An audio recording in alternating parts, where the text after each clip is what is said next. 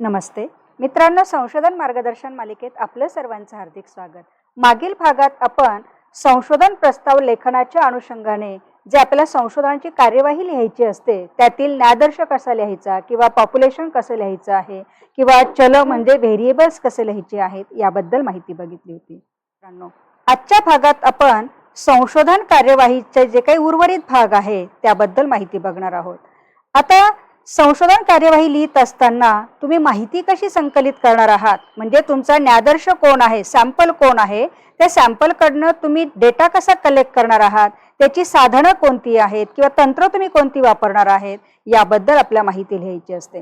मग आता माहिती लिहिताना दोन प्रकारे आपण माहिती संकलित करत असतो, एक म्हणजे साधनांच्या द्वारे आणि एक म्हणजे टेक्निक किंवा तंत्र तुम्ही कोणती वापरणार आहात। तर आता साधनांमध्ये काय येत आहे की समजा तुम्ही प्रश्नावली वापरणार असाल किंवा मतावली वगैरे वापरणार असाल किंवा पदनिश्चय श्रेणी असेल, अनुसूची असेल किंवा पडताळा सूची आपण म्हणूया किंवा प्रमाणित चाचण्यांच्या माध्यमातून तुम्ही काही माहिती जमा करणार आहात। शेवटी संशोधन विषय तुमचा कसा आहे त्या अनुषंगाने माहिती संकलित करण्यासाठी साधने किंवा तंत्र किंवा दोन्ही बाबी ज्या आहेत त्या तुम्हाला एकत्रितरित्या वापरता येतात। पण नेमक्या कोणत्या साधनाद्वारे माहिती जमा करणार आहात किंवा कोणत्या तंत्राद्वारे माहिती जमा करणार आहात हे आपल्याला लिहायचं असतं।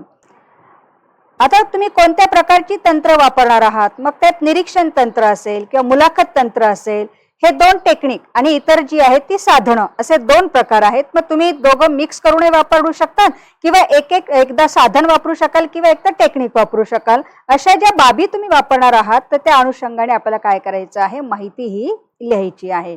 आता ज्या वेळेला माहिती संकलित करण्याचं जे साधन किंवा तंत्र जे वापरणार आहात, आता मी पुन्हा तेच उदाहरण घेते आहे की महाराष्ट्रातील दूरशिक्षणाद्वारे उच्च शिक्षण घेणाऱ्या विद्यार्थ्यांचे मानसिक स्वास्थ्य आणि निर्णय क्षमता यातील सहसंबंधाचा अभ्यास, अशा प्रकारे तुम्ही संशोधनाचा विषय जो हाती घेतलेला आहे तर त्यामध्ये तुम्ही काय काय वापरणार आहात। आता इथे बघा, मानसिक स्वास्थ्य हे एक चल आहे आणि निर्णय क्षमता हे पण एक चल आहे। तर मग एकतर तुम्ही स्वनिर्मित चाचणी तयार करा किंवा स्टँडर्डाइज टेस्ट जे असतात त्याचा सुद्धा तुम्ही काय करू शकतात, वापर करू शकता। मग मानसिक स्वास्थ्याची एक तर प्रमाणित मापिका येते आहे, म्हणजे जी मार्केटमध्ये अवेलेबल आहे आणि ती ऑथेंटिक आहे, जी स्टँडर्डाइज केलेली आहे त्याचा तुम्ही वापर करा। किंवा निर्णय क्षमता तुम्हाला मोजायची आहे तर त्याची सुद्धा प्रमाणित मापिका येते। आणि इतरही बाबी ज्यावेळेला तुम्हाला जाणून घ्यायच्या असतील तर तुम्ही विद्यार्थ्यांच्या मुलाखती घेऊ शकता आहात, कारण शेवटी दूरशिक्षणाद्वारे उच्च शिक्षण घेणाऱ्या विद्यार्थ्यांचं या मानसिक स्वास्थ्य आणि निर्णय क्षमता याबद्दल जेव्हा तुम्ही अभ्यास हाती घेतलेला आहे तर त्यांना कोणकोणत्या प्रकारच्या अडचणी येतात किंवा अजून त्यांचे कोणते प्रश्न आहेत, या सगळ्या बाबी ज्या आहेत त्या मापिकेतून तर सगळं होणार नाही, परंतु इतरही काही घटक जे तुम्हाला मोजायचे आहेत तर त्यासाठी तुम्ही मुलाखत तंत्राचा सुद्धा काय करू शकतात, वापर करू शकतात।